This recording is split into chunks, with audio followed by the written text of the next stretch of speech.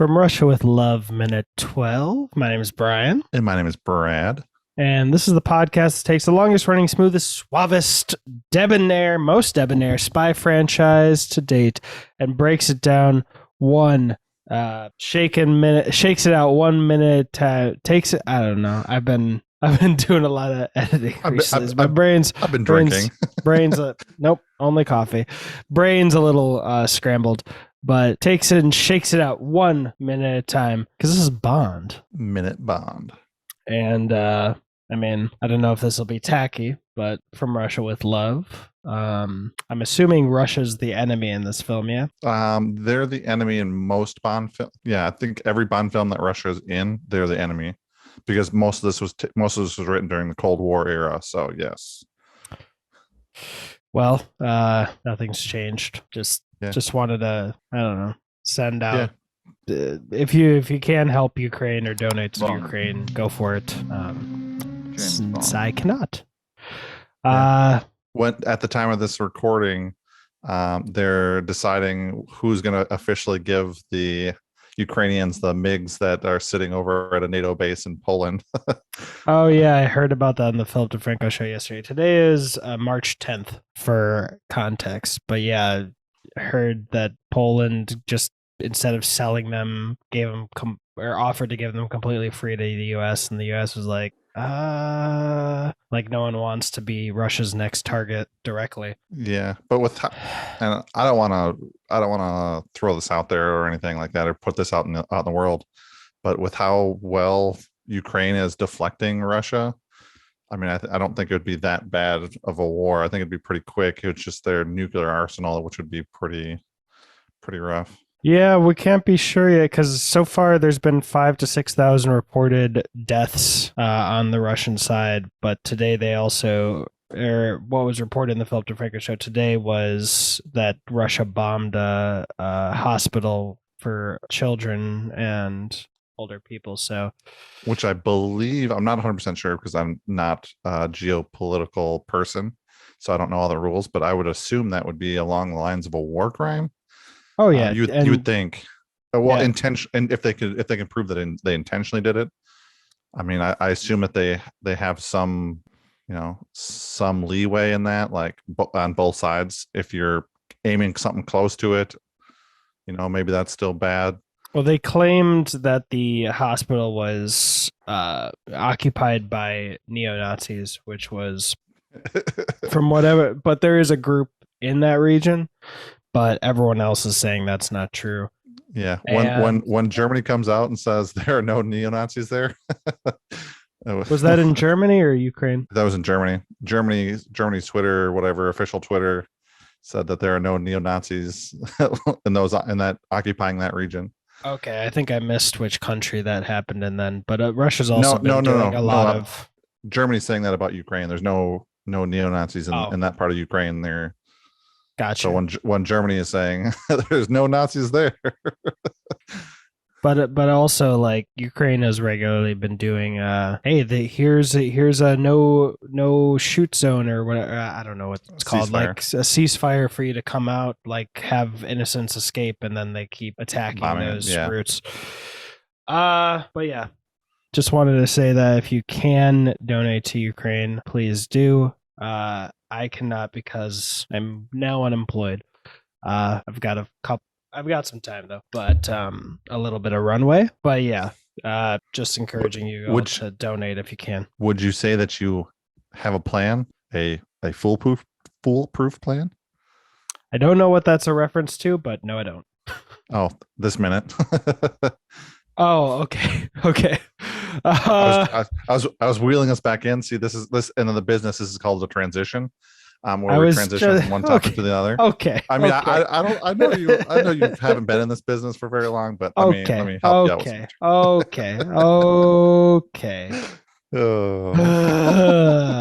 What happened in this minute? I was like 5 seconds away from condescending. Don't punch me. Jesus Christ, I can feel it. Look how the relationship has changed with the wealth gap that has just been created. Wow. Hey, Technically, Oh I'm my unemployed right now god. too. Okay, wait, I forgot about that. All right, you're going back to work on Monday. Shut the fuck up. There's a new YouTube channel actually. That'll be in the description for Bond Minute Bond uploading old videos. All to say, earmark this one because when I finally get to it, after I said that, Brad got so red. It's the reddest I've ever seen, Brad, and I love it. It was worth getting dunked on, just gaslit. What happened, sir? Um, I don't remember this agent's name. Which Spectre agent he was. I think he's number 3. No, she was 3. Five. He's 5. Um, Continuity between movies. Yeah. Daniel Craig didn't start that. There was going to be more continuity between movies. The love interest from Dr. No was supposed to be like his longtime girlfriend, and she was going to be like the money penny, where she's always going to be his girlfriend through these movies. Which one? They decided, Honey Rider. Okay, I'm pretty sure it's Honey Rider. And she was going to be like his girlfriend through like these movies, and they decided not to, and then they can bring in a new girl every time, and so yeah. More like she stabbed them when they dubbed her over. Yeah, they dubbed so many weird people in this movie, and in the last movie also, people that speak English perfectly fine. They dubbed over for no reason, just to dub people. I haven't looked into it, but I wouldn't be surprised if it was as petty a reason as like she had a deeper voice. Yeah, I'm sure it was. She's got the right face, but the voice 1 octave too high or too low. Can't do it. See, you're such a gentleman because I guarantee no person on that set said she has the right face. Sorry, you were saying number 5? Number 5. He's finishing up his plane from the last minute.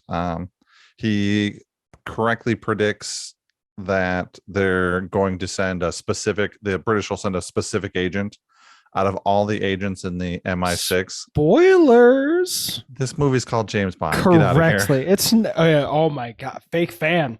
It's called From Russia with Love, and I've never made that mistake or said on His Majesty's Secret Service. Well, or talking to Brad.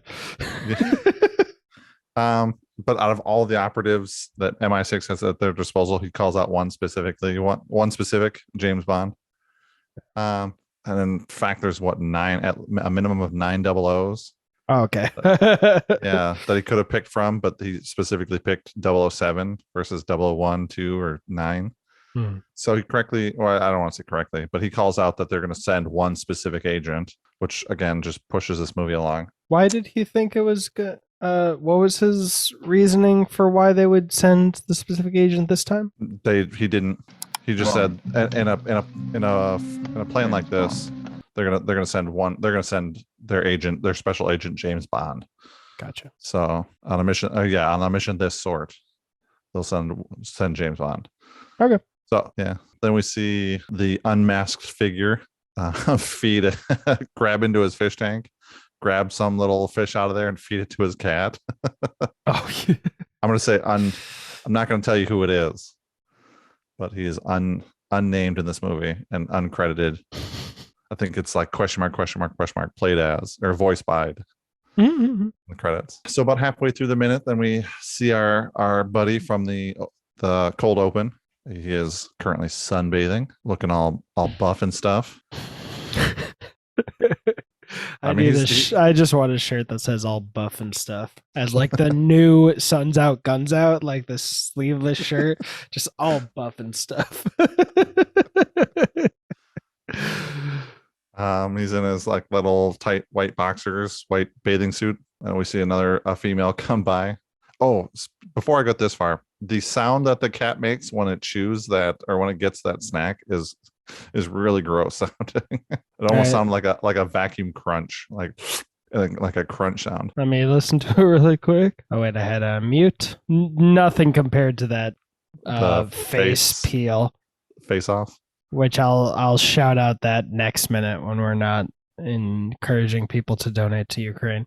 So as this guy's all buff and stuff, sunbathing next to his weights looks like a ping pong table in the background. We see a nice young lady come by and start taking off her clothes. She is also wearing a bathing suit, an all white bathing suit, and lays down next to our, or kneels down next to our buff and stuff, and starts massaging some tanning oil into him. Next to, yeah, a pile of weights, a dumbbell. I can't tell what the other thing is on the ground next to him. Looks like gloves. Yeah, makes sense. And there's a ping pong table in the background. And she spots a very nimble helicopter coming in. Yeah, it's at one point like almost vertical. Yeah. It's a second 57 seconds is like almost vertical. I'll say also it's interesting because obviously this is a very old-timey bathing suit, but just how it's cut, I was like looking away. Like it felt more scandalous somehow. It's old-timey, but it's also not as conservative as old-timey ones. I mean, this movie was made in the 60s, but like it is the top is cut, pretty low. I mean, there's a lot to be, she's not hiding a lot. Yeah. And then the bottoms don't go super high up, and the bottom is super like compared to today, it's no shot. But for some reason, the top half, I was like, oh, scandal compared to like I don't know, today. But yeah. So our buff and stuff guy is sunbathing. That's the most important thing. All buff and stuff. Mm-hmm. He looks like me when I sunbathe. I wanted that to be my little secret. his hair is a little too short, but he'll get there. Stop put her hair on him. All he needs to do is stop cutting his hair for like a day. Remarkably, she looks exactly what I look like sunbathing. Yeah, I think I remember you putting sunbathing lotion on me too, which is weird. Don't tell Bethany. Yeah, that's I was surprised at how much time in the back half nothing happens. Or almost not a lot, there's so much exposition going on, and then it just does a hard transition. Yeah, I mean, and this is a very transition. I think I'm using that word right. Yeah, I think so too. Into a more languishing. Like the only Bond movie I've seen that I can remember this kind of setting is the end of Casino Royale, where he's recovering. Yeah.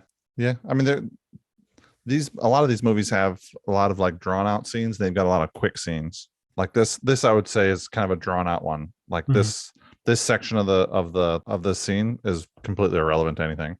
Him laying out in the sun to getting sunbathing is completely irrelevant. Wonder why it's so drawn out. They needed to fill that time. But yeah, cool beans. I wonder, where's his clothes? Yeah, I don't see him. Okay, so he clearly just had his boxers, gloves, and the towel, and he just carried all those fucking weights out to do a midday exercise and sun tanning. Yep. It's normal everyday things. I mean, I do that too. So yeah, normal. Yeah. Completely normal. And he carried all of those weights in one trip too. Yeah. The tone they're setting with this assassin really is reminding me of Carl Urban from The Bourne Supremacy. Just to a T. And that was money. What's your name, sir? I don't have a name. I'm unnamed. I'm uncredited. Question mark. And I'm Brian. And that was money. Every penny of it. You're such a nerd. Love it.